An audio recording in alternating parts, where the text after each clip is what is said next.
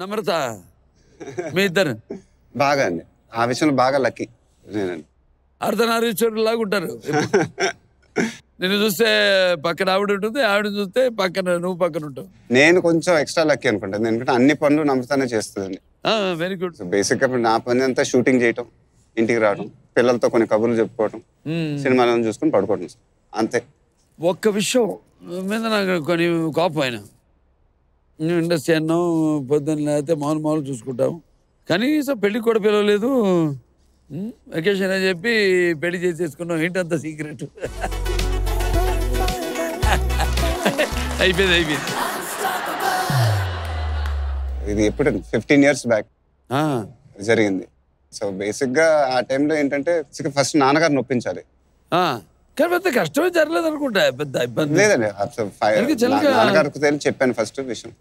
So ఆయన immediate గా చిన్నప్పటి నుంచి నాటి కదా, నీ సంగతి తెలుసు కాబట్టి ఓకే అని ఉంటారు. లేదు అలా అంత సింపుల్ గా ఏం చెప్పలేదండి. చిన్నప్పుడు కూడా నాటి అంటే నేను అంత నాటి ఏం కాదు.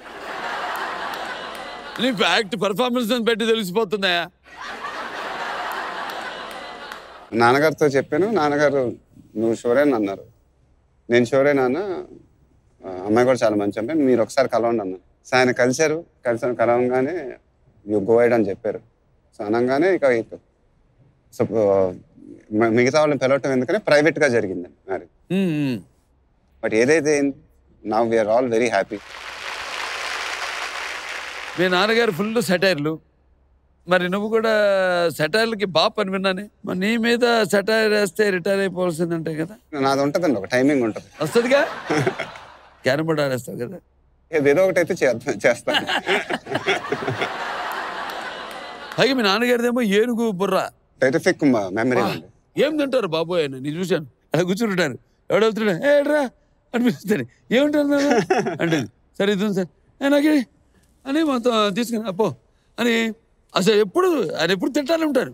అలా నాన్నగారు తింటున్నారని నేను తిని 100 kg అయిపోయాను సార్. 100 kg okay. కేబీఆర్కి వెళ్ళావు. నేను అప్పుడు అది ఫుల్ రౌండ్ 5 kilometers అనుకుంటానండి. 5 kilometers. సో అది ఒక రౌండ్ ఫుల్ అయిపోయి ఎండ్కి వచ్చేసరికి ఏదో తిరుగుతుంది అక్కడ. ఏంటని దగ్గరికి వెళ్ళగానే ఒక పాము ఇలా మళ్ళీ రివర్స్ 5 kilometers పరిగెత్తి ఆ తర్వాత మళ్ళీ గేట్ వేసి బయటికి వెళ్ళిపోయి మళ్ళీ కేబీఆర్ పార్క్ సైడ్ వెళ్ళలేదు. నేను అలాగే నేను 3:30కి 4:45కి వెళ్ళి అలా చూసేవాడు. ఎప్పుడో 5:15కి వచ్చి తెరిచేవాడు తలుపు. ఈ లోపు నా టైం వేస్ట్ అవుతుందని ఆ పాటకు దూకి లోపలికి వెళ్ళేవాడు. చీకట్లో మొహం కనపడదు. వాడు సైకిల్లో అప్పుడు అట్టించి వచ్చేవాడు. దారిలో చూసి దెయ్యం అని వచ్చాడు. దెయ్యం కాదురా నేను బాలకృష్ణ అంటే, మీరా సార్, ఎలా వచ్చారు సార్? లోపలికి వచ్చాను.